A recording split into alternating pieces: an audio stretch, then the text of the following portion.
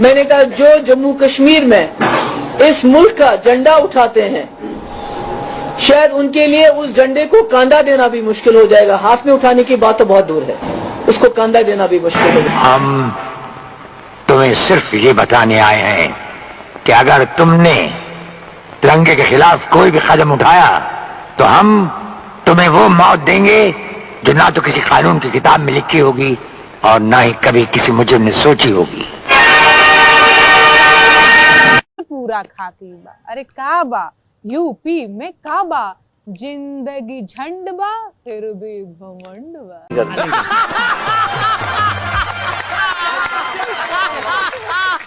Corona virus एक इंसानी शक्ल में आया और उससे पूछा, भयानक शक्ल थी, तू कौन है? उसने कहा मैं हूं कोरोना वायरस। भाई किस लिए आया?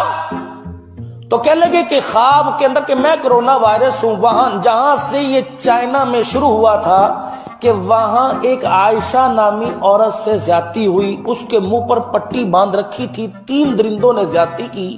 वो बोल तो सकती नहीं थी, उसने दिल में अल्लाह के आगे रो के ऐसा दुखड़ा सुनाया कि या अल्लाह क्या हो रहा है कि कोई मेरा हमदर्द, कोई मुझे बचाने वाला नहीं।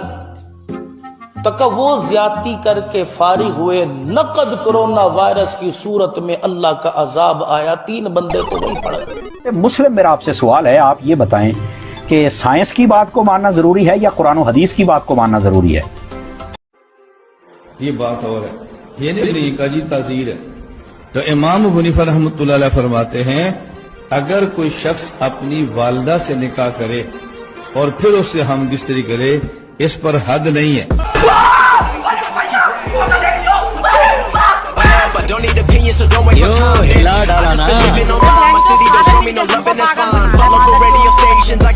क्या देखना पड़ रहा है? अच्छा है मैं अंधा हूँ।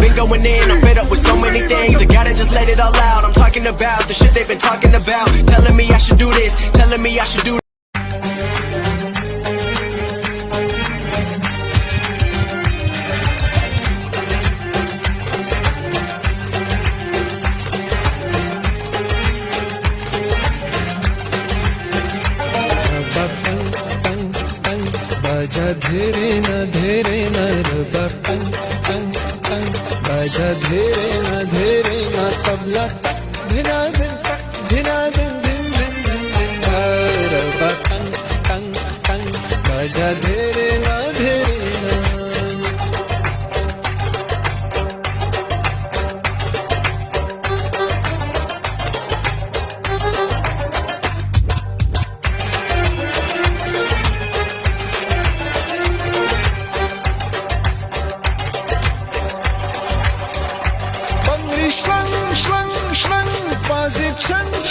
यूपी में काबा, अरे राम राज के झांकी बा, काशी मथुरा बाकी बा। राम राज के झांकी बा, काशी मथुरा बाकी बा। गोरखपुर में खून से रंगल गोतल पूरा खाकी बा, अरे काबा यूपी में। अरे क्या सोचा था, योगी जी छोड़ देंगे? नमस्ते हिंदुस्तान, कैसे हैं? आइए जानते हैं एक बात। रामचरितमानस जी की प्रति जलाए जाने पर हमारी पहली प्रतिक्रिया याद करिए। उस वीडियो को आपने देखा होगा। हमने कहा था ना कि ये लखनऊ अब योगी आदित्यनाथ का है, अखिलेश यादव का नहीं, कि कुछ भी हिंदू विरोधी करके आप यूं ही खुलेआम बच जाओगे। ऐसा हो सकता है क्या? नहीं, योगी आदित्यनाथ कभी अपने दुश्मन को तो माफ करते ही नहीं हैं। संविधान के प्रावधानों के मुताबिक जो भीषण से भीषण सजा हो सकती है वो योगी आदित्यनाथ अपने दुश्मन को अवश्य देते हैं। अब जिनको नहीं पता होगा, मुझे पता है उनको बहुत जल्दीबाजी होगी जानने की कि क्या हुआ, जल्दी बताओ। कुछ ऐसा ही हुआ था। पहले वीडियो को लाइक कर दीजिए। लखनऊ में जानते हैं क्या हुआ, जब ओबीसी मोर्चा नामक एक संगठन ने कुछ कार्यकर्ताओं से, हिंदू कार्यकर्ताओं से श्री रामचरितमानस जी की चौपाइयां लिखी हुई प्रतियों को जलाया था। सोशल मीडिया पर जमकर वीडियो वायरल हुआ, अखबारों में खबर भी छप गई। हमने भी एक वीडियो बना दिया। सबको लगा कि मामला खत्म। क्योंकि ये सब बड़े बड़े नेताओं के इशारे पर किया जा रहा था। तो कोई कुछ नहीं बोल सकता, कोई कुछ नहीं कर सकता, सबने चुप्पी साध ली। लेकिन जल्द ही योगी जी का फरमान आ गया दोस्त, सजा ऐसी ही होनी चाहिए कि हिंदू द्रोहियों की 7 पुश्तों को पता चल जाए। जांच हुई, पूछताछ में पता चला था कि श्री रामचरितमानस के पन्नों की फोटो सत्येंद्र ने अपने मोबाइल में खींची थी। जरा ध्यान से सुनिए। इसके बाद कॉलोनी में ही एक दुकानदार के मोबाइल पर व्हाट्सएप कर दी थी। दुकानदार ने आरोपित सत्येंद्र के कहने पर श्री रामचरितमानस के उन पन्नों की प्रतियां अपने प्रिंटर से निकाली थी। सत्येंद्र कुशवाहा, मोहम्मद सलीम उन प्रतियों को लेकर वृंदावन तिराहे पर पहुंचे थे। इसके बाद 5 लोगों ने उन्हें अपने पैरों से कुचला था और फिर आग के हवाले कर दी थी, आग लगा दी थी। देखा होगा। फिर इस मामले में 2 गिरफ्तारियां हुई दोस्तों। पहले गिरफ्तारी मोहम्मद सलीम और दूसरा सत्येंद्र कुशवाहा, दोनों को अरेस्ट कर लिया गया।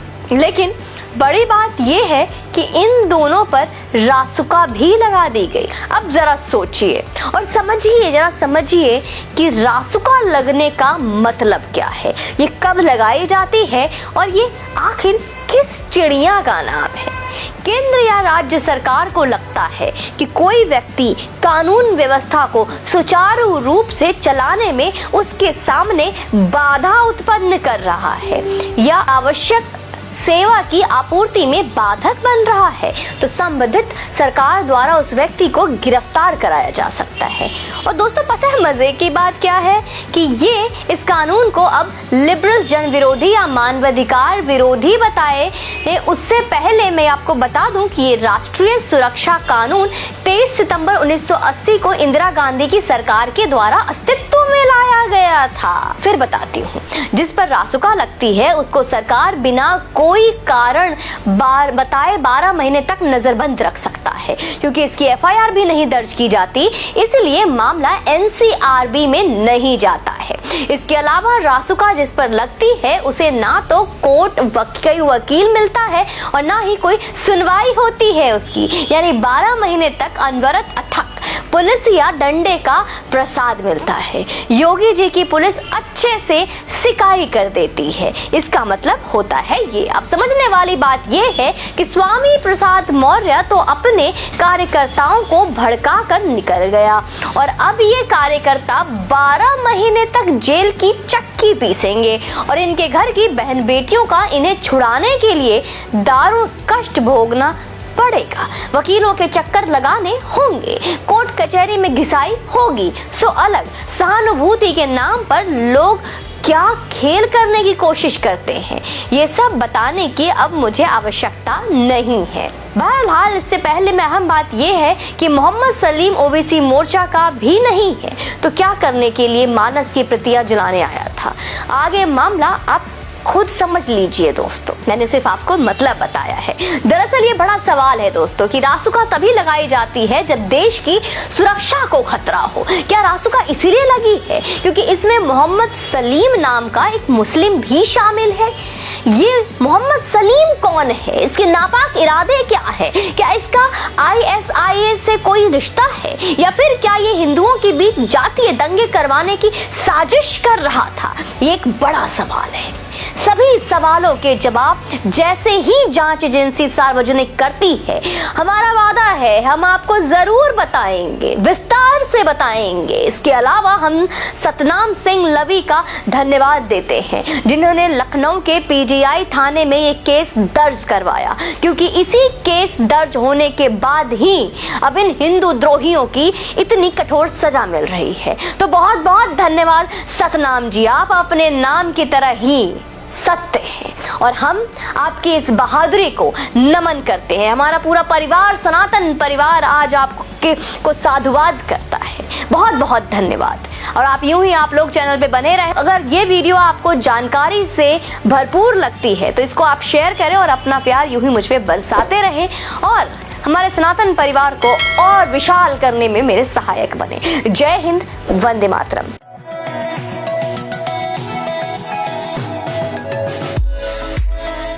जो मज़ारों से ताल्लुक़ रखने वाले हैं। अब आपने कितने मिनट की बातचीत हो गई? 18 मिनट की हमारी बातचीत हो गई और समझ में भी नहीं आया कि कितने मिनट की बातचीत हो गई। मौलाना साहब, एक और बात मैं आपसे समझना चाहूँगी। आपने देवबंद पे बहुत बड़ा सवाल उठाया है। बिल्कुल। तो क्या देवबंद पे एक्शन लेना चाहिए सरकार को, और क्या सरकार ले सकती है?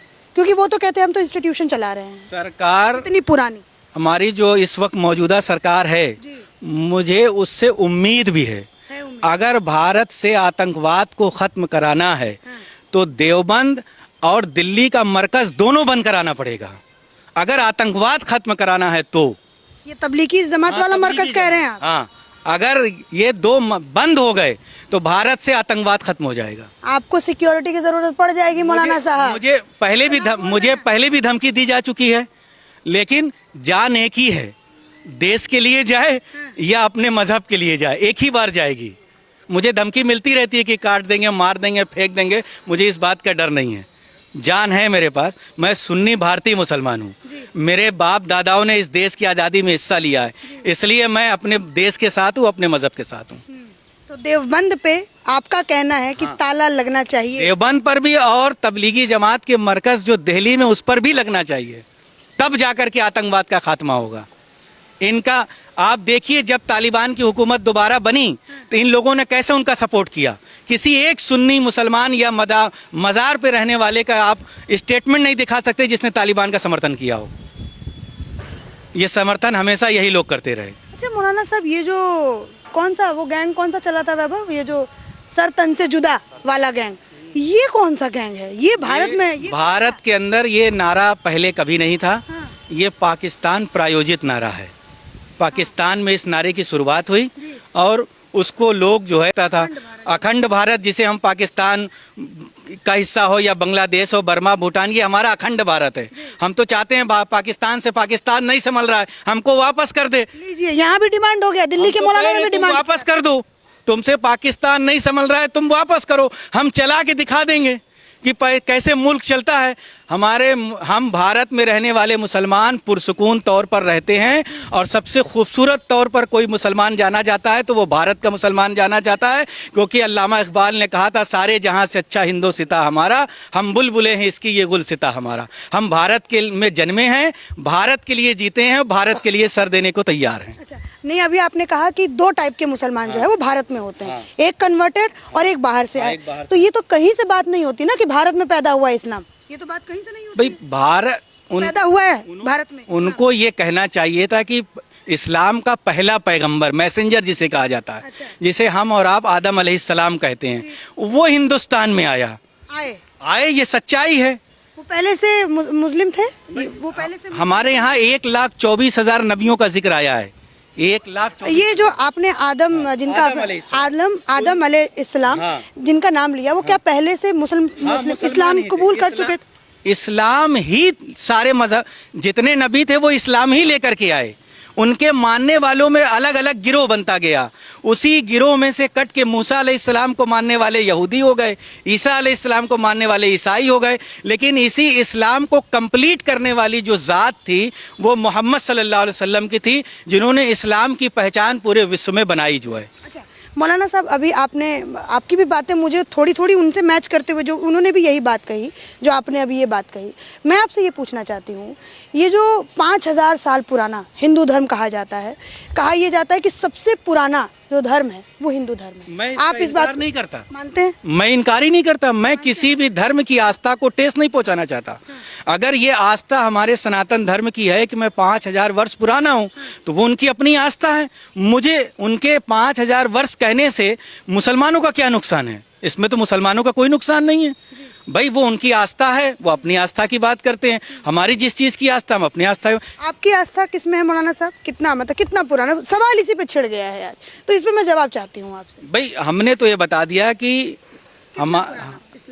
इस्लाम पुराना मजहब है, लेकिन इस इस्लाम को जो पहचान मिली है, जो लोग जानते हैं, वो मोहम्मद सल्लल्लाहु अलैहि वसल्लम से, इसीलिए लोग ये जानते हैं कि 1400 वर्ष पुराना इस्लाम है, क्योंकि यहीं से लोग जाने बाकी नबी आते रहे, उनके जाने के बाद लोग बदल जाते थे। अच्छा, मतलब कन्वर्ट दूसरे तरीके से दूसरे धर्म में जो है अपने तरीके से जीने लगते थे। मतलब आप यहाँ से ये बात समझिए, ये पिक्चर क्लियर हुई।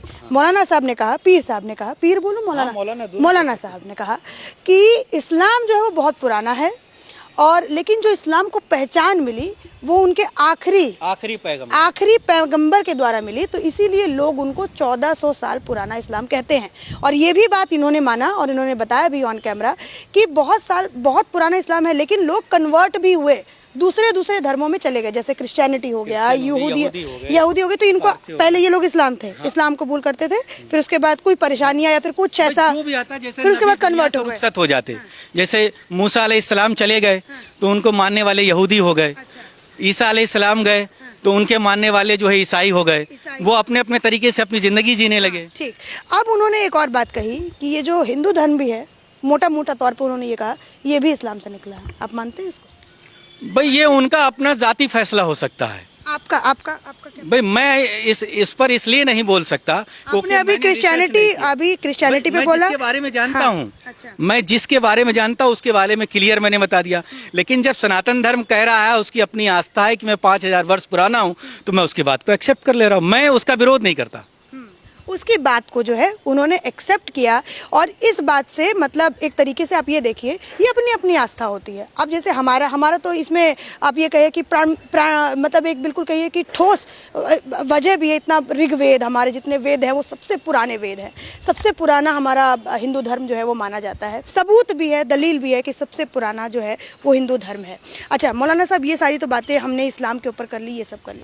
अब मुझे एक बात बताइए, आप अभी मुझसे कह रहे थे कि 72 कुछ डिवीजन होने वाला है इस्लाम का, क्या बताने वाले? आखिरी पैगंबर मोहम्मद सल्लल्लाहु अलैहि वसल्लम ने की हदीस है कि मेरी उम्मत में, यानी मेरे जो फॉलोअर्स होंगे, उसमें 73 गिरोह होंगे। कब होंगे? क़यामत आने से, यानी प्रलय आने से पहले शुरू हो चुके हैं। कैसे शुरू हो चुका है मौलाना साहब, थोड़ा इसका जिक्र, क्योंकि अब तो ऐसा समय आ गया कि हिंदू एक हो रहे हैं सब, और यहाँ आप कह रहे हैं कि मुस्लिम में बंटवारा होने जा रहा है। भाई हिंदू एक हो रहे हैं तो उसमें क्या बुराई है? उसमें क्या बुराई है? किसी मुसलमान ने विरोध किया? नहीं। तो जब हमने विरोधी नहीं किया तो उस पर सवाल औचित ठहरता ही नहीं है। इस्लाम के अंदर सबसे पहले सन 35 हिजरी में, यानी इस्लाम को के नबी को दुनिया से जाने के 35 साल बाद एक गिरोह हुआ जिसे खारजी कहा जाता है। अच्छा। फिर उसके 5 साल बाद भारतीय मुसलमान अगर कोई गिरोह है तो उसे अहले सुन्नत व जमात, इस दौर में उसे बरेलवी मुसलमान कहा जाता है।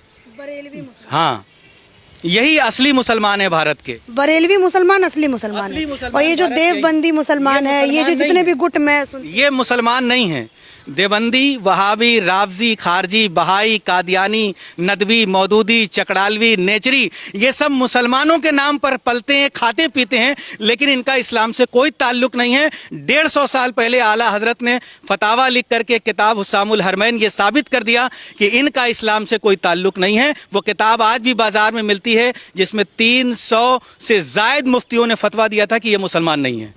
फतवा आ गया। फिर आप मौलाना साहब, ये बहुत बड़ी बात आप कह रहे हैं। अगर वो दोनों लोगों ने, दोनों मदनियों ने फतवा जारी कर दिया, फिर उनका फतवा, जब वो मुसलमान ही नहीं तो हम पर फतवा कहाँ से लगेगा? अच्छा। पहले वो मुसलमान तो बन जाए फिर फतवा दें। और जो इतने लोग, उनको 100 साल पुराना संगठन माना जाता है, 100 साल पुराना ये आपका संगठन उनका हो सकता है, लेकिन इस्लामी संगठन नहीं है, वो देवबंदी संगठन है। पहले भारत की सरकार और यूपी सरकार ये जाने कि ये इस्लामी संगठन नहीं, ये देवबंदी संगठन है, और मज़ारों से जुड़े लोगों से संपर्क करें और बरेली शरीफ जाएं, वहाँ के मौलानाओं से मिले, तब जाकर के पता चलेगा कि भारतीय मुसलमान कौन है। इस्लाम को खतरा किससे है? ऐसे मुसलमानों से, या जो मैं आजकल जिन में लोगों से बात करती हूँ तो वो कहते हैं भाजपा से खतरा है जी मुसलमानों को, ये उनसे है, या फिर ऐसे मुसलमानों को जो इस्लाम का चोला पहन करके इस्लाम को बदनाम करने की? इस्लाम को किसी से, भारतीय जनता पार्टी हो, मैं नाम लेकर के कह रहा हूँ, या कोई भी पार्टी से इस्लाम को खतरा नहीं है। इस्लाम को खतरा जो इस्लामी चोला पहन करके अपने आप को मुसलमान बताकर, अगर आप हिंदुत्व की बात करते हैं, हिंदूवादी बात करते हैं, अपने देश के तिरंगे को सलाम करते हैं, अपने देश के राष्ट्रगान पे खड़े होते हैं, प्राइम मिनिस्टर की विजन की बात करते हैं, आज जिस तरह भारत हर फील्ड में आगे बढ़ रहा है उस चीज में गर्व महसूस करते हैं, तो आप हो गए अंधभक्त, गोबर छाप। लेकिन जिस देश में आज गोबर खाने के भी पैसे नहीं है, वो जब कुछ ट्वीट करते हैं हिंदुस्तान के खिलाफ, तो वो हो गए लिबरल सेक्युलर।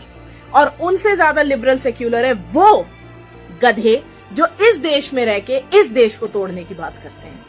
वो मदर टेरेसा तो किसी के सर पे हाथ रख दे और वो ऐसे ऐसे हिल जाए तो वो तो हो गया चमत्कार, पर वही हमारा कोई शास्त्री या हमारा योगी किसी के बारे में कुछ बता दे और वो सच हो जाए तो वो हो गया अंधविश्वास। हाय, अंधविश्वास से बचो, तो फिर अपने आप को वो बनाने से भी बचो।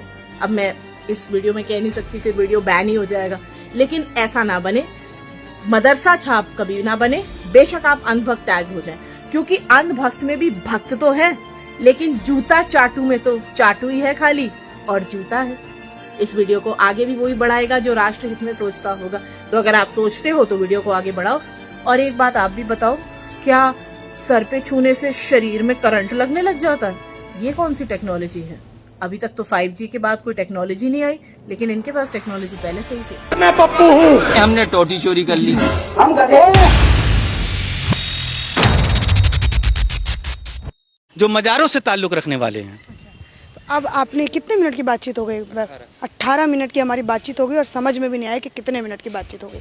मौलाना साहब, एक और बात मैं आपसे समझना चाहूँगी। आपने देवबंद पे बहुत बड़ा सवाल उठाया है। बिल्कुल। तो क्या देवबंद पे एक्शन लेना चाहिए सरकार को, और क्या सरकार ले सकती है? क्योंकि वो तो कहते हैं हम तो इंस्टीट्यूशन चला रहे हैं। सरकार इतनी पुरानी हमारी जो इस वक्त मौजूदा सरकार है, मुझे उससे उम्मीद भी है। अगर भारत से आतंकवाद को खत्म कराना है तो देवबंद और दिल्ली का मरकज दोनों बंद कराना पड़ेगा। अगर आतंकवाद खत्म कराना है तो ये तबलीगी जमात वाला मरकज कह रहे हैं आप? हाँ, अगर ये दो बंद हो गए तो भारत से आतंकवाद खत्म हो जाएगा। आपको सिक्योरिटी की जरूरत पड़ जाएगी मौलाना साहब। मुझे पहले भी धमकी दी जा चुकी है, लेकिन जान एक ही है, देश के लिए जाए या अपने मजहब के लिए जाए, एक ही बार जाएगी। मुझे धमकी मिलती रहती है कि काट देंगे, मार देंगे, फेंक देंगे, मुझे इस बात का डर नहीं है। जान है मेरे पास। मैं सुन्नी भारतीय मुसलमान हूँ, मेरे बाप दादाओं ने इस देश की आज़ादी में हिस्सा लिया है, इसलिए मैं अपने देश के साथ हूँ, अपने मजहब के साथ हूँ। तो देवबंद पे आपका कहना है कि ताला लगना चाहिए? देवबंद पर भी और तबलीगी जमात के मरकज जो दिल्ली में, उस पर भी लगना चाहिए, तब जाकर के आतंकवाद का खात्मा होगा। इनका आप देखिए, जब तालिबान की हुकूमत दोबारा बनी तो इन लोगों ने कैसे उनका सपोर्ट किया। किसी एक सुन्नी मुसलमान या मज़ार पे रहने वाले का आप स्टेटमेंट नहीं दिखा सकते जिसने तालिबान का समर्थन किया हो। ये समर्थन हमेशा यही लोग करते रहे। अच्छा मौलाना साहब, ये जो कौन सा चला था वैभव, ये जो सर तन से जुदा वाला गैंग, ये कौन सा गैंग है? ये भारत के अंदर ये नारा पहले कभी नहीं था। हाँ। ये पाकिस्तान प्रायोजित नारा है। पाकिस्तान में इस नारे की शुरुआत हुई और उसको लोग जो है था अखंड भारत, जिसे हम पाकिस्तान का हिस्सा हो या बांग्लादेश हो, बर्मा, भूटान, ये हमारा अखंड भारत है। हम तो चाहते हैं पाकिस्तान से पाकिस्तान नहीं संभल रहा है, हमको वापस कर दे। लीजिए, यहाँ भी डिमांड हो गया, दिल्ली के मौलाना में भी डिमांड, वापस कर दो। तुमसे पाकिस्तान नहीं संभल रहा है, तुम वापस करो, हम चला के दिखा देंगे कि कैसे मुल्क चलता है। हम भारत में रहने वाले मुसलमान पुरसुकून तौर पर रहते हैं, और सबसे खूबसूरत तौर पर कोई मुसलमान जाना जाता है तो वो भारत का मुसलमान जाना जाता है, क्योंकि अल्लामा इकबाल ने कहा था, सारे जहां से अच्छा हिंदो सिता हमारा, हम बुलबुले हैं इसकी ये गुल सिता हमारा। हम भारत के में जन्मे हैं, भारत के लिए जीते हैं, भारत के लिए सर देने को तैयार हैं। अच्छा, नहीं, अभी आपने कहा कि 2 टाइप के मुसलमान जो है वो भारत में होते हैं, एक कन्वर्टेड और एक बाहर से आए। तो ये तो कहीं से बात नहीं होती ना कि भारत में पैदा हुआ इस्लाम, ये तो बात कहीं से नहीं होती। भाई पैदा हुआ है भारत में। उनको ये कहना चाहिए था कि इस्लाम का पहला पैगंबर, मैसेंजर जिसे कहा जाता है, जिसे हम और आप आदम अलैहिस्सलाम कहते हैं, वो हिंदुस्तान में आए, ये सच्चाई है। वो पहले से मुस्लिम थे, वो पहले से हमारे यहाँ 1,24,000 नबियों का जिक्र आया है। 1,24,000। ये जो आपने आदम, जिनका आदम अलैहिस्सलाम जिनका नाम लिया, वो क्या पहले से मुस्लिम इस्लाम कबूल कर चुके थे? इस्लाम ही, सारे मजहब जितने नबी थे वो इस्लाम ही लेकर के आए। उनके मानने वालों में अलग अलग गिरोह बनता गया, उसी गिरोह में से कट के मूसा अलैहिस्सलाम को मानने वाले यहूदी हो गए, ईसा अलैहिस्सलाम को मानने वाले ईसाई हो गए। लेकिन इसी इस्लाम को कंप्लीट करने वाली जो ज़ात थी वो मोहम्मद सल्लल्लाहु अलैहि वसल्लम की थी, जिन्होंने इस्लाम की पहचान पूरे विश्व में बनाई जो है। अच्छा, मौलाना साहब अभी आपकी भी बातें मुझे थोड़ी थोड़ी उनसे मैच करते हुए, जो उन्होंने भी यही बात कही जो आपने अभी ये बात कही, मैं आपसे ये पूछना चाहती हूँ, ये जो 5000 साल पुराना हिंदू धर्म कहा जाता है, कहा यह जाता है कि सबसे पुराना जो धर्म है वो हिंदू धर्म है, मैं आप इस बात नहीं करता, मानते हैं? मैं इनकार ही नहीं करता। मैं किसी भी धर्म की आस्था को ठेस नहीं पहुंचाना चाहता। अगर ये आस्था हमारे सनातन धर्म की है कि मैं 5000 वर्ष पुराना हूं, तो वो उनकी अपनी आस्था है। मुझे उनके 5000 वर्ष कहने से मुसलमानों का क्या नुकसान है? इसमें तो मुसलमानों का कोई नुकसान नहीं है भाई। वो उनकी आस्था है, वो अपनी आस्था की बात करते हैं। हमारी जिस चीज की आस्था, हम अपनी आस्था है। आपकी आस्था किसमें है मौलाना साहब? कितना मतलब कितना पुराना सवाल इसी पे छिड़ गया है आज, तो इस पे मैं जवाब चाहती हूँ आपसे। भाई हमने तो ये बता दिया कि इस्लाम पुराना मजहब है, लेकिन इस इस्लाम को जो पहचान मिली है, जो लोग जानते हैं, वो मोहम्मद सल्लल्लाहु अलैहि वसल्लम से। इसीलिए लोग ये जानते हैं कि 1400 वर्ष पुराना इस्लाम है, क्योंकि यहीं से लोग जाने। बाकी नबी आते रहे, उनके जाने के बाद लोग बदल जाते थे। अच्छा, मतलब कन्वर्ट दूसरे तरीके से, दूसरे धर्म में जो है अपने तरीके से जीने लगते थे। मतलब आप यहाँ से ये बात समझिए, ये पिक्चर क्लियर हुई। मौलाना साहब ने कहा, पीर साहब ने कहा, पीर बोलो मौलाना साहब ने कहा कि इस्लाम जो है वो बहुत पुराना है, और लेकिन जो इस्लाम को पहचान मिली वो उनके आखिरी पैगंबर के द्वारा मिली, तो इसीलिए लोग उनको 1400 साल पुराना इस्लाम कहते हैं। और ये भी बात इन्होंने माना और इन्होंने बताया भी ऑन कैमरा कि बहुत पुराना इस्लाम है, लेकिन लोग कन्वर्ट भी हुए, दूसरे धर्मों में चले गए, जैसे क्रिश्चियनिटी हो गया, यहूदी हो गए। तो इनको पहले ये लोग इस्लाम थे, इस्लाम कबूल करते थे, फिर उसके बाद कोई परेशानियां या फिर कुछ ऐसा, फिर उसके बाद कन्वर्ट हो जाते। जैसे मूसा अलैहिस्सलाम चले गए तो उनको मानने वाले यहूदी हो गए। ईसा अलैहिस्सलाम गए तो उनके मानने वाले जो है ईसाई हो गए। वो अपने तरीके से अपनी जिंदगी जीने लगे। ठीक।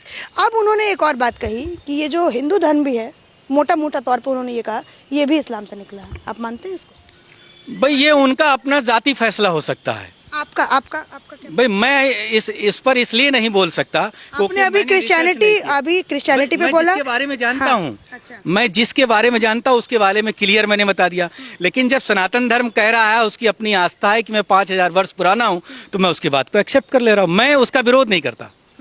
उसकी बात को जो है उन्होंने एक्सेप्ट किया, और इस बात से मतलब एक तरीके से आप ये देखिए, ये अपनी आस्था होती है। अब जैसे हमारा तो इसमें आप ये कहिए कि मतलब एक बिल्कुल कहिए कि ठोस वजह भी है। इतना ऋग्वेद, हमारे जितने वेद हैं वो सबसे पुराने वेद हैं, सबसे पुराना हमारा हिंदू धर्म जो है वो माना जाता है। सबूत भी है, दलील भी है कि सबसे पुराना जो है वो हिंदू धर्म है। अच्छा मौलाना साहब, ये सारी तो बातें हमने इस्लाम के ऊपर कर ली, ये सब कर ली। अब मुझे एक बात बताइए, आप अभी मुझसे कह रहे थे कि 72 कुछ डिवीजन होने वाला है इस्लाम का, क्या बताने वाले? आखिरी पैगंबर मोहम्मद सल्लल्लाहु अलैहि वसल्लम ने की हदीस है कि मेरी उम्मत में, यानी मेरे जो फॉलोअर्स होंगे, उसमें 73 गिरोह होंगे। कब होंगे? क़यामत आने से, यानी प्रलय आने से पहले शुरू हो चुके हैं।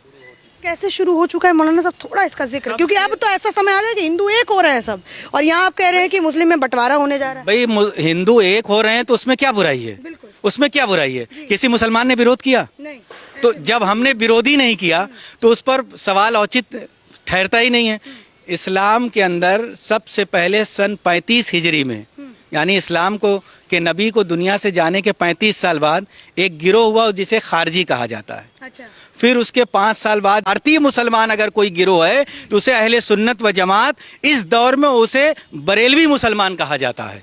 बरेलवी मुसलमान? हाँ, यही असली मुसलमान है भारत के। बरेलवी मुसलमान असली मुसलमान है। और ये जो देवबंदी मुसलमान है, ये जो जितने भी गुट में, ये मुसलमान नहीं है। देवबंदी, वहाबी, रावजी, खारजी, बहाई, कादियानी, नदवी, मौदूदी, चकड़ालवी, नेचरी, ये सब मुसलमानों के नाम पर पलते हैं, खाते पीते हैं, लेकिन इनका इस्लाम से कोई ताल्लुक नहीं है। 150 साल पहले आला हजरत ने फतावा लिख करके किताब हुस्सामुल हरमैन ये साबित कर दिया कि इनका इस्लाम से कोई ताल्लुक नहीं है। वो किताब आज भी बाजार में मिलती है, जिसमें 300 से जायद मुफ्तियों ने फतवा दिया था कि ये मुसलमान नहीं है। फतवा आ गया। फिर आप मौलाना साहब, ये बहुत बड़ी बात आप कह रहे हैं। अगर वो दोनों लोगों ने, दोनों मदनियों ने फतवा जारी कर दिया, फिर उनका फतवा, जब वो मुसलमान ही नहीं तो हम पर फतवा कहाँ से लगेगा? अच्छा। पहले वो मुसलमान तो बन जाए फिर फतवा दें। और जो इतने लोग, उनको 100 साल पुराना संगठन माना जाता है, 100 साल पुराना ये आपका संगठन उनका हो सकता है, लेकिन इस्लामी संगठन नहीं है। वो वो देवबंदी संगठन है। पहले भारत की सरकार और यूपी सरकार ये जाने कि ये इस्लामी संगठन नहीं, ये देवबंदी संगठन है, और मज़ारों से जुड़े लोगों से संपर्क करें और बरेली शरीफ जाएं, वहाँ के मौलानाओं से मिले, तब जाकर के पता चलेगा कि भारतीय मुसलमान कौन है। इस्लाम को खतरा किससे है? ऐसे मुसलमानों से, या जो मैं आजकल जिन मैं लोगों से बात करती हूँ तो वो कहते हैं भाजपा से खतरा है जी मुसलमानों को, ये उनसे है, या फिर ऐसे मुसलमानों को जो इस्लाम का चोला पहन करके इस्लाम को बदनाम करने की? इस्लाम को किसी से, भारतीय जनता पार्टी हो, मैं नाम लेकर के कह रहा हूँ, या कोई भी पार्टी से इस्लाम को खतरा नहीं है। इस्लाम को खतरा जो इस्लामी चोला पहन करके अपने आप को मुसलमान बता कर, यूपी में काबा, कोरोना से लाखन मर गईले, लाशन से गंगा भर गईले। कोरोना से लाखन मर गईले, लाशन से गंगा भर। अस्सलाम अलैकुम। When checking खबर तफसील सान, American youth Pakistaners $100 million राय खुदा। तो बेक तरफ core American space company Lockheed Martin and India च space company इसरो से deal sign। UK youth Pakistaners £45 million राय खुदा। तो बेक तरफ कर them India किस ICI से MQR training his deal sign। Australian youth Pakistaners $5 million राय खुदा। तो बेक तरफ कर them India से मलाबार ड्रिल मंज शमूलियत तो इंडिया से ECTA डील साइन। नॉर्वेन जुद पाकिस्तानर्स 55 मिलियन नॉर्वेगियन क्रोना राय खुदा। तो बेक तरफ करते इंडिया के NPCL कंपनी से sustainable renewable energy hence deal sign. Bahrain जुद पाकिस्तानर्स राय खुदा पहुंचे। तो बेक तरफ करते गल्फ मेट्रो बनाने खतरा इंडिया के BEML कंपनी से डील साइन। उज़्बेकिस्तान जो पाकिस्तानस राय खुदाय पहुंचे। तो बेक तरफ करते इंडिया से joint military exercise Dustlik deal sign. Italian जो पाकिस्तानस 215 मिलियन यूरोस राय खुदा। तो बेक तरफ करते इंडिया से डिफेंस एग्रीमेंट साइन। ब्राजील जो पाकिस्तानस राय खुदाय पहुंचे। तो बेक तरफ करते इंडिया से पल्सेस ट्रेड डील साइन। बाकी सोरी ठीक मौसम शुमारी असल तो अजीज इमरान खान जेल गसा गसा बचे युस्त जलील मोदी चाय वोल पेट दुनिया बादशाह बने। पाकिस्तानी कौमस वन आउ समझ ज हिंदुस्तानी कौम छ ज्यादा सुपीरियर। तो पाकिस्तानी कौम छ हिकड़ी बन गई खत्म। जय कश्मीर जय हिंद।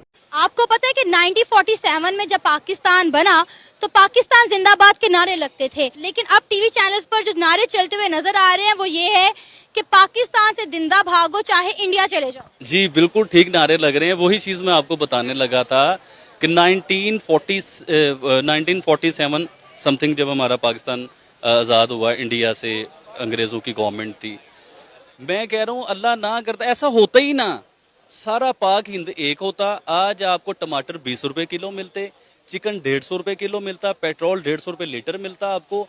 अब हमारी बदकिस्मती नहीं है कि इतने अरसे के बाद हमें मतलब एक अल्लाह पाक ने पाकिस्तानी मुल्क दिया जिसमें मुसलमानों वाला सिलसिला ही कोई नहीं है, चक्कर ही कोई नहीं है मुसलमानों वाला। तो इससे अच्छा तो वो मूंदी है, यकीन माने उसके लोग उसे कैसे मानते हैं और वो कैसे अपने लोगों के साथ संसेर है मोदी।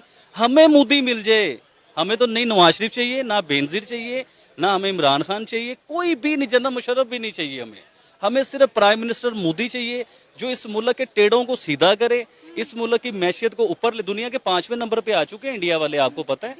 तो इस मुल्क को वो ऊपर ले कर दिया। यानी कि आप अच्छी जिंदगी गुजारने के लिए इंडिया के साथ मिलजुल के रहने के लिए तैयार, आप मोदी की हुकूमत को भी कबूल करने को तैयार हैं? जी बिल्कुल तैयार हैं। मोदी साहब ग्रेट मैन क्या कर रही हैं, मोदी कोई बुरा इंसान थोड़ी है।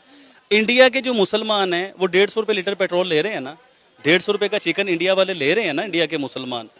जब रात को आप अपने बच्चों की रोटी पूरी नहीं ना कर सकेंगे, आप कहेंगे हम कौन से मुल्क में पैदा हो गए हैं, देगा वो। अभी दिल से दुआ है हमारी कि या अल्लाह हमें मोदी दे दो कि जो 8 साल हमारे मुल्क पे गवर्नमेंट करे और हमारे मुल्क को सीधा कर दे। हम तो इंडिया को पहले तो हम इंडिया के साथ कंपेयर करते थे, अब आप बिलीव कीजिए इंडिया के साथ हमारा कंपैरिजन है ही नहीं, किसी भी लिहाज से नहीं है। वो इधर हैं, हम लोग इधर हैं, इस चीज को मानना चाहिए। अरे खत्म रोजगार बा, बाबा के दरबार बा, हाथ रस के निर्णय जो हाथ लड़की के परिवार बा। काबा यूपी में काबा कोरोना। इन लोगों को भारत के शहरों के बारे में, भारत के कल्चर के बारे में भी कुछ नहीं मालूम है।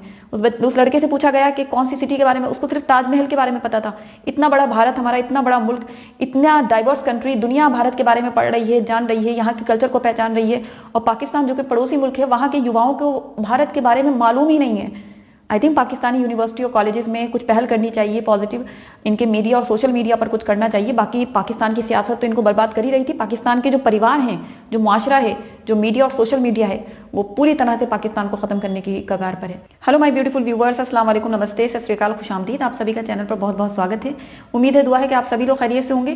दोस्तों, आज का वीडियो देख लेते हैं। सना अमजद साहिबा का ये वीडियो है। इस वीडियो का टाइटल बताऊं मैं उससे पहले मैं ये ज़रूर जिक्र करना चाहूँगी कि हम बहुत सारे ऐसे वीडियोस देखते हैं, मैं कुछ वीडियोस आपके साथ शेयर भी कर चुकी हूँ, जिसमें हम भारतीय बच्चों की और पाकिस्तानी बच्चों की ओपिनियन देखते हैं और कहते हैं कि जो बच्चे होते हैं, जो जिस मुल्क के युवा होते हैं, वो उस मुल्क का भविष्य होते हैं, वो उस मुल्क को बनाते हैं। जो उनकी शिक्षा होती है, उनके संस्कार होते हैं, उनकी जहनियत होती है, उनको माशरे में, घर में, स्कूल में किस तरह का क्या माहौल मिल रहा है, क्या शिक्षा मिल रही है, उसी से इस बात का ये बात तय होती है कि उनका भविष्य कैसा होगा, उस मुल्क का भविष्य कैसा होगा। तो हम पाकिस्तानी और भारतीय बच्चों की ओपिनियन समय समय पर देखते आए हैं। आज देख लेते हैं ये पाकिस्तानी बच्चे क्या बात कर रहे हैं। इस वीडियो का टाइटल देखिए, what Pakistani children think about India, Pakistani kids shocking reaction on India. So बिना देर किए वीडियो स्टार्ट करते हैं और देखते हैं क्या इनके शॉकिंग रिएक्शन है, क्या ये सोचते हैं भारत के बारे में। 1 2 3 एंड स्टार्ट। क्या करते हो? मैं टिश्यू सेल करता हूँ। टिश्यू सेल करते हो? अच्छा, मुझे ये बताओ कि इंडिया के बारे में सुना है कभी? बहुत बारी सुना है। इंसान ना इधर आके अपने अपने रवैये बदल गए, हम ये हैं, बनाया तो सबको अल्लाह ताला ने है ना। अच्छा। पर इंसान कहते हैं हम इंडिया है, हम हिंदू हैं, हम ये ईसाई हैं, क्रिश्चियन है, ये सब कुछ नहीं है। अच्छा। पर उनको ये नहीं पता हम उम्मत किसकी है। हजरत मोहम्मद सल्लल्लाहु अलैहि वसल्लम की हम उम्मत है। पर इंसान है, कहते हैं हम ये जट हैं, हम गुज्जर हैं, ये चीज सब कुछ नहीं है। भरोसा होना चाहिए अल्लाह ताला पे। इंसान कुछ नहीं है इधर। ये जो इंसान जंग करते हैं, ये कुछ नहीं है। ये अल्लाह की मर्जी बगैर पत्ता भी नहीं हिलता है। अच्छा, मुझे बताओ कि क्या लगता है इंडिया हमारा हमसाया मुल्क कैसा मुल्क है? सही है, बस वो ये जो लड़ाई करते हैं ये छोड़ दे करें, ये सही नहीं होती है। कौन करता है लड़ाई? इंडिया वाले करते हैं ज्यादातर। पर वो समझते हैं हमें पाकिस्तान को हरा देंगे, वो भी हमारा बन जाएगा। अच्छा। पर ऐसा कुछ नहीं है। अच्छा, ये बातें किसने सिखाई, कहाँ से सुनी आपने? ये ज़हन के साथ। ज़हन के साथ? ज़हन में कहीं ना कहीं देखी होंगी तो ज़हन में आई होंगी ना। ये शुरू से घर वालों से सुनता हूँ, ऐसे कहते हैं इसलिए। अच्छा, मतलब घर वाले कहते हैं कि इंडिया हमसे जंग करता है, इंडिया हम पर कब्जा करना चाहता है, पाकिस्तान को अपना बनाना चाहता है, ये घर वाले कहते हैं? जी। ठीक है, तो आपने कभी घर वालों से पूछा नहीं कि इंडिया ऐसा क्यों चाहता है, ये इंडिया ऐसा क्यों करेगा, जबकि वो खुद एक बहुत बड़ा मुल्क है? वो चाहते हैं, वो बहुत बड़ा मुल्क है, वो भी कहते हैं ये भी इधर भी सारे हिंदू आ जाए। अच्छा। इसलिए लाहौर ये हमारा पाकिस्तान हिंदू आने नहीं देता है। आपको पता है कि पाकिस्तान में बहुत सारे हिंदू रहते हैं और मुसलमान जो हैं वो इंडिया में बहुत सारे रहते हैं। बहुत ज्यादा रहते हैं। ये इनको रहने नहीं देना चाहिए। जब तक मुसलमान नहीं बनेगा तब तक इधर न रहने दे। अच्छा, मतलब यहाँ के जो हिंदू हैं उनको इस्लाम कबूल करवाना चाहिए? जी। और ये आपके दिमाग में किसने डाला? ये मामा ने। मामा ने सिखाया? आपको पता है कि बहुत सारे मुसलमान हिंदुस्तान में भी रहते हैं। अगर हम यहाँ के हिंदुओं पर जोर जबरदस्ती करेंगे, उनका मजहब जो है वो कन्वर्ट करने की कोशिश करेंगे, तो हिंदुस्तान में रहने वाले मुसलमानों के साथ भी फिर ऐसा किया जाएगा ना? किया जाएगा, जरूर किया जाएगा। हम वो उनके बदला लेंगे, वो उधर से उनका बदला लेंगे। ओहो, बदला लेंगे। बदले की बातें इतने से छोटे से दिमाग में आ गई। किसने सिखाया कि बदला लेना है? बदला लेना होता है, पर ये लोग नहीं समझते हैं। ये लोग समझते हैं हमें हिंदू हैं, ये कुछ नहीं है। उनको ये नहीं पता बनाया किसने हुआ है। ये लोग कहते हैं हमें हमें तो जिसने बनाया है, हमें तो जिसने बनाया खुदा की जात ने, वो तो कहता है कि सब्र करो, माफ करो। उन्होंने तो बदला लेने का हुक्म दिया ही नहीं है। आप इतनी प्यारी प्यारी बातें कर रहे हो, इतनी इस्लाम और सुन्नत की बातें कर रहे हो, तो हमारे तो मजहब में बदले का कोई कॉन्सेप्ट ही नहीं है। हमारा अल्लाह भी कहता है 3 बारी पहले छोड़ो। जब जो बंदा चौथी बारी करे फिर उसको बताओ बदला लेने का तरीका। उन्हें क्या, उसको जवाब दो। जवाब ना दो, जब अगले ईंट उठाएंगे हमें पत्थर उठाना पड़ेगा ना। फिर अगले ने इतनी ईंट उठानी है, हमने पत्थर उठाना है। अगला ईंट उठाएगा क्यों? अच्छा, मुझे बताओ, पढ़ने का दिल नहीं करता? बंदा नहीं पढ़ सकता है। घर का खर्चा उसने उठाना, बिल किराया सब कुछ उठाना, वो नहीं पढ़ सकता। कब से काम कर रहे हो टिश्यू बेचने का? 4-5 साल हो गए। और आगे भी यही प्लान है, यही करना है, पढ़ाई का कोई प्लान नहीं है? घर का खर्चा नहीं चलता, मैं काम सीख रहा हूँ, कंप्यूटर लैपटॉप सॉफ्टवेयर का। अच्छा, इंडिया के बारे में सुनते ही पहली चीज माइंड में क्या आती है? वो हमारा सबसे बड़ा दुश्मन है, पाकिस्तान का सबसे बड़ा दुश्मन है, और क्या नाम है, हमेशा हमारे से हारता रहा है और नफरत फैलाता है। हमारे वहाँ पे मुसलमान बहन भाई हैं, वहाँ पे जुल्म करते हैं उन पे, और वो हमें बिल्कुल नहीं पसंद। और अभी ये क्या नाम है, मैच की बात हुई है, कहते हैं हमने पाकिस्तान में नहीं आना। तो क्यों नहीं आना, क्यों ऐसे मतलब कि नफरत फैला रहे हैं? ये हमारे ये मैच हो रहा है, एशिया कप हो रहा है, इनको चाहिए कि ये आए यहाँ पे खेल के जाएं आपस में, मतलब कि जो भी होगा सब लोग मिलेंगे ताकि फिर हमारा अगला वर्ल्ड कप है हम भी जाएंगे। अच्छा, आपको भी लगता है कि इंडिया हमारा दुश्मन मुल्क? नहीं, बिल्कुल नहीं, ये बिल्कुल मैं इसके खिलाफ जाऊंगा। इंडिया जो है हमारा हमसाया मुल्क है और हमें उनके साथ अच्छे तरीके से रहना चाहिए, मतलब उनके दोस्तों उनको लोगों के साथ अच्छे तरीके से पेश आना चाहिए। जब वो इधर हमें मिल के रहना चाहिए अच्छे तरीके से। अच्छा, यहाँ पे दोनों आपस में फ्रेंड है लेकिन दोनों के अलग नजरियात हैं। इनका कहना है कि इंडिया हमारा दुश्मन मुल्क है और इनका कहना है कि इंडिया हमारी ब्रदर कंट्री है। अच्छा, आपको ये किसने आपके माइंड में ये बात रजिस्टर करवाई है? आप माशाल्लाह पढ़े लिखे नौजवान हैं, आपको किसने बताया, किसने सिखाया कि इंडिया हमारा दुश्मन मुल्क है? हम शुरू से देखते आ रहे हैं, वो हमेशा मतलब के नफरत फैलाता है, पहल करता है, उसके बाद मतलब के फिर भाग जाता है, पूरा मतलब के मुकाबला भी नहीं करता। वो है ही बुज़दिल है, वो बहुत। आपको लगता है कि हम इंडिया से लड़ने के काबिल हैं इस वक्त जो हमारी सूरत हाल है? उनकी औकात ही नहीं है कि वो हमारे साथ लड़े। हम मुसलमान हैं, हमारा जज्बा ही नहीं है, हम मुसलमान हैं, वो हमारे साथ लड़ ही नहीं सकते। आप क्या कहेंगे अपने इस दोस्त के बात के जवाब में? कहना चाहूंगा मैं इसकी बात से बिल्कुल मैं एग्री करता हूं, लेकिन बट मैं इसलिए कह रहा था क्योंकि वो हमारे साथ हमसाया मुल्क है और हमें मिल के रहना चाहिए, बट लेकिन इनकी बात भी ठीक है बिल्कुल। अच्छा, एक बात जो आपने अभी की कि वहाँ पर रहने वाले मुसलमानों पर जुल्म होता है, तो पाकिस्तान में भी बहुत सारी हिंदू माइनॉरिटीज रहती हैं, आप मुझे बताएं क्या उन पे जुल्म नहीं होता? क्या उनको उनके राइट्स मिलते हैं? नहीं नहीं, बिल्कुल उनको सब मिलता है, कोई जुल्म नहीं होता वहाँ पे। वो हमारी मस्जिद वगैरह भी तोड़ते हैं, सब हर मुसलमान पर। कश्मीर में भी जुल्म करते हैं, यहाँ पे भी मंदिर तोड़े जाते हैं। यहाँ पर कितने हिंदू लड़कियाँ ऐसी हैं सिंध में जिन्हें जबरदस्ती कन्वर्ट किया जाता है। आपको ये बात नहीं पता? कि आपको ये नहीं पढ़ाया जाता? कि आपको ये नहीं बताया गया? नहीं, ये झूठ है, ये सब ऐसा कुछ भी नहीं होता। मैं कहना चाहूंगा, लेकिन इनकी बात से मैं एग्री नहीं करता बिल्कुल। एक बात से मैं एग्री करता हूँ कि वो हमारा दुश्मन मुल्क है, लेकिन नहीं, हम इस मुसलमान होने के नाते हम लोग एक दूसरे के साथ हम, हाँ जी, हमारे पेरेंट्स ने हमारी तरबियत ही ऐसी की है कि हम हर किसी से एक जैसा अच्छे तरीके से पेश आए। तो बस यही मैं कहना चाहती हूँ। आप यूथ हैं, हमारे मुल्क और कौम का सरमाया है। अगर आप लोगों के अंदर इतनी नेगेटिविटी होगी तो फिर दोनों मुल्कों के दरमियान पॉजिटिविटी कैसे पैदा होगी? हम कहते हैं कि हमारे साथ ठीक है, सही रहे, कोऑपरेट करें हमारे साथ, मतलब कि भाई बन के रहे, हमारा हमसाया मुल्क बन के रहे, लेकिन वो नहीं करते। उन्होंने क्या किया? क्या उन्होंने बहुत कुछ किया है। कुछ बता दें, एक दो चीजें बता। बुज़दिली हमेशा हमारे मतलब के जो हो रहा है आपके सामने ही है। हो रहा है, कश्मीर हमारा है, वो क्यों ऐसे कर रहे हैं? इंडिया कश्मीर पे जुल्म खत्म कर दे। अच्छा, कश्मीर में जुल्म जो हो रहा है वो आप लोगों को नजर आ रहा है, लेकिन कश्मीर में जो डेवलपमेंट हो रही है वो आपको नजर नहीं आ रही? वो हमारा है कश्मीर। जब हमारे कश्मीरियों पे जुल्म हो रहा है, ये बात बिल्कुल बिल्कुल ठीक है, बिल्कुल। वहाँ के लोग जो है मुसलमान, वो अपने मजहब को नहीं कर सकते खुल के एंजॉय, वो मतलब अपनी। अच्छा, मेरी बात सुने, हमारा हमसाया मुल्क चाइना भी है जिसको हम अपना दोस्त मुल्क कहते हैं। बिल्कुल ऐसे ही है। वहाँ पे मुसलमान रहते हैं? जी जी रहते हैं। वहाँ पे मुसलमानों को दाढ़ी रखने की इजाजत नहीं है, क्या उन पर जुल्म नहीं होता? उनके खिलाफ आप लोगों को क्यों नहीं पढ़ाया जाता? उनके खिलाफ आप लोगों को क्यों नहीं बताया जाता? उनके खिलाफ आप लोग आवाज क्यों नहीं उठाते? क्यों? क्योंकि चाइना आपको सीपैक के लिए पैसे दे रहा है, आपके प्रोजेक्ट में काम कर रहा है, इसलिए। नहीं, जिधर भी होगा हम आवाज उठाएंगे, जो भी मुसलमानों पे जो गलत हो रहा है उसके लिए बात। जो गलत है वो गलत है, जो गलत नहीं। इंडिया की बात मैं यहाँ पर नहीं कर रही हूँ, ना मैं ये कह रही हूँ कि इंडिया सही है या चाइना गलत है। मैं सिर्फ ये बात कर रही हूँ कि जो चीज गलत है उसको गलत कहें और जो सही है उसको सही कहें। बिल्कुल, ये बात तो आपकी ठीक है। मैं एग्री करूंगा कि हमारी जो तरबियत है वो ये नहीं हमें कहती कि हम अगर वो हिंदू हैं तो हम उनसे गलत करें, अगर वो हमारे साथ ठीक रहेंगे तो हम भी बिल्कुल उनके साथ ठीक रहेंगे। पता है कि इमरान खान साहब ने हमारी चलती चलाती ट्रेड इंडिया के साथ बंद कर दी है। वो ट्रेड बंद होने की वजह से कितना लॉस हो रहा है, क्या आपको अंदाजा है कि सब्जियों के रेट कितने बढ़ गए हैं? कपड़े के रेट, जो कपड़ा तजारत करके इंडिया से आता था, उनके रेट कितने बढ़ गए हैं? बिल्कुल ये गलत किया है। अगर इसमें हमारा फायदा था, पाकिस्तान का फायदा था, मतलब कि दोनों मुल्कों का फायदा था, तो ये नहीं करना चाहिए था। पता है इस वक्त पूरी दुनिया इंडिया से ट्रेड कर रही है सिवाय पाकिस्तान के। नहीं, ये बिल्कुल गलत है। अगर मतलब कि सही था, फायदा था दोनों मुल्कों का, तो करना चाहिए था। पाकिस्तान में जब मंदिर डिस्ट्रॉय होते हैं, क्या वो खबर आप लोग नहीं देखते? नहीं, ऐसी खबर मैंने नहीं कभी देखी। बहरहाल वो दिखाते ही नहीं है, फेसबुक बिल्कुल नहीं दिखाते वो हमें। अपना मीडिया तो लोग आगे आ जाए आप लोग।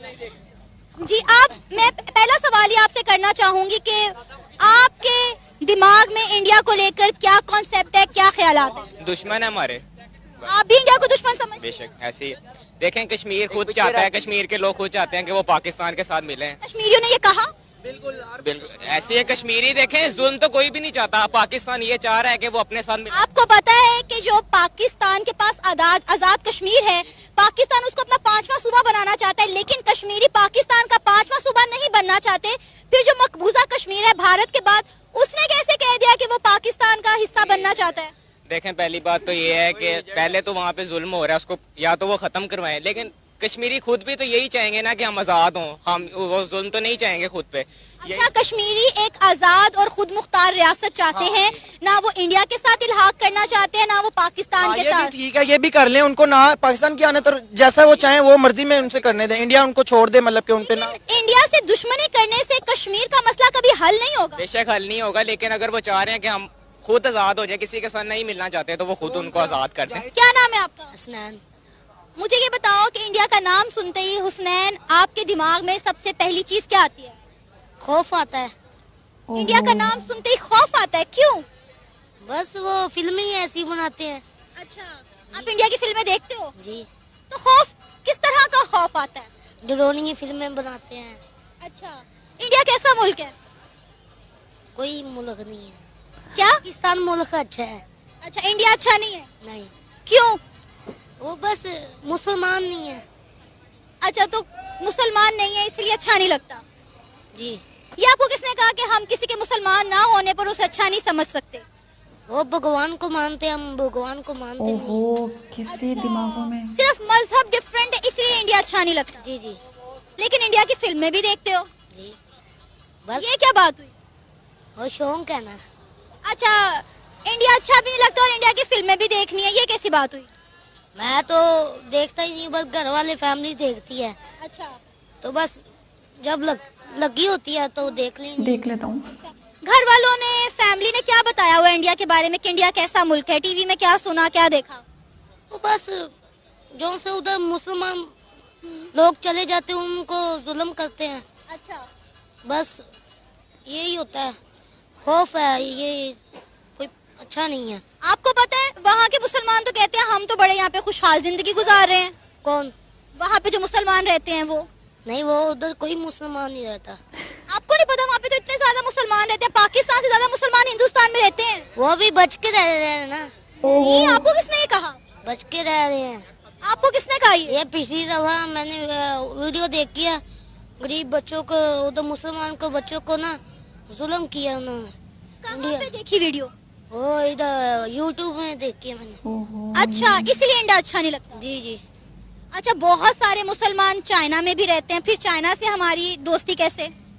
बस ऐसे ही है, वो अच्छा थोड़ा सा। अच्छा, चाइना अच्छा लगता है, इंडिया अच्छा नहीं लगता? नहीं। आपका नाम? अहमद। अहमद, क्या करते हैं? सेकंड ईयर का स्टूडेंट हूँ।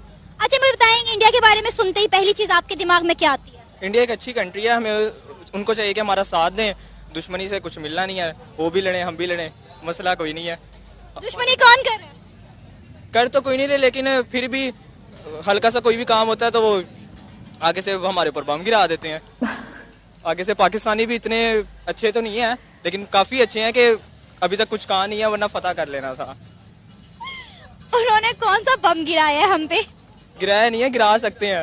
अच्छा, गिराए जाने का डर है। हम बॉर्डर के साथ रहते हैं इस वजह से। अच्छा, हम पंजाब लाहौर में रहते हैं इसलिए हम डरते हैं। डरते नहीं है, पाकिस्तानी कभी डरते नहीं है। इंडिया विजिट करने का शौक है? हाँ जी। अगर कभी इंडिया जाने का मौका मिले तो कहाँ कहाँ जाना चाहोगे? नहीं, हमारे वैसे ही सही बात है, हमारे नाना वगैरह जो थे ना वो इंडिया से ही माइग्रेट होकर आए थे, पिंडी में थे सारे, मेरी मामा भी इंडिया से ही हैं, सारे पीछे से सारे इंडिया के ही हैं। इसलिए इंडिया जाना चाहते हो? हाँ जी। कहाँ कहाँ विजिट करना चाहते हो? इंडिया के मुझे शहरों का इतना पता तो नहीं है, लेकिन वहाँ पे ताजमहल का शौक है जाने का। सिर्फ ताजमहल देखना है? बाकियों का पता नहीं है, सिर्फ ताजमहल का मुझे पता है। सही। और खाने कौन कौन से ट्राई करने? खाने सारे वहाँ, सब खाने। क्या कहना चाहोगे उन इंडियंस को जिस वक्त आपको देख रहे हैं?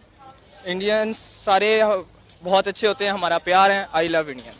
सो दोस्तों, देखा आपने, पाकिस्तानी बच्चे, पाकिस्तानी यूथ था ये, और मुझे एक पॉइंट पे आके तो मैं इतनी अनकंफर्टेबल हो रही थी ना ये वीडियो देखने के बाद कि मतलब बच्चों के जहनों में आप देखिए, घर में उनको ये शिक्षा दी जा रही है। और इन पाकिस्तानी बच्चों को एटलीस्ट मेरा वीडियो कोई दिखा दो भाई, मैं एक भारतीय हूँ और भारत से मुस्लिम कम्युनिटी से ताल्लुक रखती हूँ, और जिस तरह के इन बच्चों की जहनियत में डाला हुआ है कि हम बड़ा डर के, बड़ा सहम के, बड़ा जुल्म सह के भारत में रहते हैं, तो बाबा ऐसा कुछ नहीं है। इतने छोटे छोटे बच्चों के दिमागों में, उनकी फैमिलीज में, मुझे बहुत अफसोस है ये वीडियो देखने के बाद कि मतलब मैंने स्टार्टिंग में ही बोला था कि किसी भी देश के बच्चे उस देश का भविष्य होते हैं, और पाकिस्तान का भविष्य तो देखकर ही पता चल रहा है कि कैसा है। आप छोटे बच्चों के जहनों में इस तरह का जहर डाल रहे हैं। मैंने आपके साथ कितनी सारी ऐसी वीडियोस शेयर की हैं जिसमें इंडियन बच्चों की ओपिनियन भी है, और उसमें वो बात कर रहे हैं कि पाकिस्तान के बारे में वो क्या सोचते हैं। तो वो पाकिस्तान से नफरत नहीं करते, बेसिकली हम में से कोई पाकिस्तान से नफरत नहीं करता। पाकिस्तान के आतंक से, पाकिस्तान के दोहरे रवैये से, पाकिस्तान के बहरूपीय फेस से, पाकिस्तान की दहशतगर्दी से हम लोग उससे नफरत करते हैं, उस कट्टरपन से नफरत करते हैं। और वो बात हम यहाँ पर जिक्र करते हैं। हम खुद भारतीय और भारत से मुस्लिम कम्युनिटी की भी बात करूँ तो हम लोग भी इस पर खुलकर बात करते हैं कि पाकिस्तान जो आतंक दुनिया को परोस रहा है, और भारत एक पड़ोसी मुल्क होने के नाते जिस तरह से ये पूरा रवैया इख्तियार कर रखा है आतंकवाद का, वो छोटे छोटे बच्चों के जहनों में कितना डीपली उस चीज़ को भर दिया गया है। मुझे नहीं लगता कि इन बच्चों की जहनियत कभी शायद तब्दील हो। अनफॉर्चुनेटली पूरा वीडियो देखने के बाद मैं यही कह सकती हूँ कि इन बच्चों की जहनियत तब्दील नहीं हो सकती, क्योंकि ये घर से शिक्षा मिल रही है उन्हें कि ये पाकिस्तान से अगर कोई भी ये वीडियो देख रहा है मेरा, तो मैं खुद एक भारतीय हूँ, यास्मीन हफीज मेरा नाम है, और हम सब भारत में इतने मुसलमान हैं ना कि जितने पाकिस्तान में भी नहीं है। तो ये जितना जिक्र कर रहे होते हैं पाकिस्तान में, पहले इन बच्चों को सबसे इंपॉर्टेंट बात है कि ये सोशल मीडिया और मीडिया पूरे पाकिस्तान को बर्बाद कर देगा। जो ये चीज़ें भारत की तरफ से देखते हैं ना कि हमने यूट्यूब पे ये देखा था, हमने यूट्यूब पे वो देखा था, हमने ट्विटर पे देखा था, हमने फेसबुक पे देखा था, फिर ऊपर से सोने पे सुहागा है पाकिस्तानी मीडिया जो परोस रहा होता है कश्मीर के नाम पे पाकिस्तानी बच्चों के वालिदैन वो सब चीज़ें वो खूब अपने अंदर वो चीज़ों को भर रहे होते हैं कि हाँ कश्मीर में जुल्म हो रहा है, कश्मीर में ऐसा हो रहा है, पूरे भारत में मुसलमानों को कोई आज़ादी नहीं है, उनको नमाज नहीं पढ़ने दी जाती, उनको इबादत नहीं करने दी जाती। तो ये तो तमाम चीज़ें जो छोटे छोटे बच्चों की जहनियत की जा रही है, अगर पाकिस्तान अपना भला चाहता है तो अपने भविष्य को बचा लो, अपने बच्चों को बचा लो, एटलीस्ट उनके दिमागों में ये ना डालें। भारत के खिलाफ कितनी नेगेटिविटी है इन छोटे बच्चों के जहन में। अब देखिए स्कूल कॉलेज के युवा, पाकिस्तान के युवा भारत के खिलाफ किस तरह का जहर लेके फिर रहे हैं, किस तरह की सोच है इन लोगों की। बहुत अफसोस हुआ ये वीडियो देखने के बाद। और एंकर साहिबा की मैं बिल्कुल यहाँ पे बात कहूंगी कि जो उन्होंने क्वेश्चन की और जो क्रॉस क्वेश्चन कर रही थी वो अपनी मुकम्मल कोशिश कर रही थी कि इन बच्चों की जहनियत में थोड़ी सी एक वो कहते हैं ना एक कुछ रत्ती भर भी वो थोड़ा पॉजिटिव चेंज ला पाएं, पर वो बिल्कुल आप देखिए बच्चों की जहनियत इतनी ज़्यादा ठोस है और पाकिस्तानी युवाओं की जहनियत इतनी ज़्यादा ठोस है भारत को लेकर। और मैं कहती हूँ ना कि ये एक जो प्रोसेस है ना, ये जो धीरे धीरे प्रोसेस चल रहा है, खुद पाकिस्तान अपने आप खुद गर्दिश में जा रहा है, क्योंकि ये तो अपना मुस्तकबिल ही नहीं संभाल रहे हैं। अपने छोटे बच्चों के जहनों में इन्होंने जो घर से वो देखिए वो बच्चा टिश्यू पेपर बेचता है और उसकी जहनियत देखिए, पढ़ाई लिखाई तो मतलब कहते हैं ना पढ़ाई लिखाई करने के बावजूद भी तुम ऐसे बन गए। तो ये तो उसका ये था कि उसने तो कभी पढ़ाई ही नहीं की, उसने कभी पढ़ाई लिखाई नहीं की, लेकिन उसके घर में उसको किस तरह से दीनी तालीम दी जा रही है, और उसको दीनी तालीम के साथ साथ दुनियावी तालीम क्या दी जा रही है कि तुम्हें भारत से नफरत करनी है, भारत तुम्हारा दुश्मन मुल्क है। तो वाकई इन पाकिस्तानी बच्चों का ये काफ़ी शॉकिंग रिएक्शन था। और शायद मैं शॉकिंग क्या भी कहूँ, क्योंकि हमने इससे पहले जितनी भी पाकिस्तानी बच्चों की वीडियोस देखी हैं और उनकी भारत के बारे में ओपिनियन देखी है वो कुछ इसी तरह की होती है। बल्कि इससे भी मैंने बहुत सारी ऐसी चीज़ें छोटे छोटे बच्चों के जहन में पाकिस्तान से देखी हैं जो बहुत गलत बोल रहे होते हैं कि ऐसा कर देंगे, वैसा कर देंगे, मार देंगे, काट देंगे, छोटे मासूम बच्चे। और ये पाकिस्तान का मुस्तकबिल बन रहा है। क्या कहा जा सकता है, इनको किसी दुश्मन की ज़रूरत नहीं है। अपने खुद घर में ये लोग दुश्मन बना रहे हैं, अपने बच्चों को अपना ही दुश्मन बना रहे हैं, पूरे माशरे का, पूरी दुनिया का, इंसानियत का दुश्मन बना रहे हैं। भारत को उसमें मेन टारगेट कर रखा है। भारतीय मुसलमानों का नाम लो, कश्मीर का नाम लो और अपने ही बच्चों का मुस्तकबिल ख़त्म कर दो। ये चल रहा है पाकिस्तान में। तो बाकी आप मुझे कमेंट में बताएं दोस्तों, वीडियो आपके सामने था और पाकिस्तानी बच्चे इस तरह की जहनियत रखते हुए अपना मुस्तकबिल बना रहे हैं, तो ये मुस्तकबिल बना नहीं रहे हैं बल्कि ख़त्म कर रहे हैं। और भारत के बारे में इतनी नफरत, इन लोगों को भारत के शहरों के बारे में, भारत के कल्चर के बारे में भी कुछ नहीं मालूम है। उस लड़के से पूछा गया कि कौन सी सिटी के बारे में, उसको सिर्फ ताजमहल के बारे में पता था। इतना बड़ा भारत हमारा, इतना बड़ा मुल्क, इतना डाइवर्स कंट्री, दुनिया भारत के बारे में पढ़ रही है, जान रही है, यहाँ के कल्चर को पहचान रही है। और पाकिस्तान जो कि पड़ोसी मुल्क है, वहाँ के युवाओं को भारत के बारे में मालूम ही नहीं है। आई थिंक पाकिस्तानी यूनिवर्सिटी और कॉलेजेस में कुछ पहल करनी चाहिए पॉजिटिव, इनके मीडिया और सोशल मीडिया पर कुछ करना चाहिए। बाकी पाकिस्तान की सियासत तो इनको बर्बाद कर ही रही थी। पाकिस्तान के जो परिवार हैं, जो मुआशरा है, जो मीडिया और सोशल मीडिया है, वो पूरी तरह से पाकिस्तान को खत्म करने की कगार पर है। तो बाकी आप मुझे कमेंट सेक्शन में अपनी राय जरूर लिखें। फिर मिलूंगी एक नई वीडियो के साथ, तब तक के लिए इजाजत दें। वीडियो को ज्यादा से ज्यादा लोगों तक पहुंचाएं, अपना और अपने इस प्यारे मुल्क का ख्याल रखें। बहुत बहुत शुक्रिया, जय हिंद। अरे खत्म रोजगार बा, बाबा के दरबार बा, हाथ रस के निर्णय जो हथ लड़की के परिवार बा। काबा। यूपी में काबा, कोरोना से लाखन मर गईले, लासन से गंगा भर गईले। कोरोना से लाखन मर गईले, लासन से गंगा भर गईले। टिकठिया कफन नोचत कुकुर बिलार बा। ए बाबा काबा। यूपी में काबा, अरे राम राज के झांकी बा, काशी मथुरा बाकी बा। राम राज के झांकी बा, काशी मथुरा बाकी बा। गोरखपुर में खून से रंगल गोतल पूरा खाकी बा। अरे काबा, यूपी में काबा। जिंदगी झंड बा, फिर भी घमंड बा।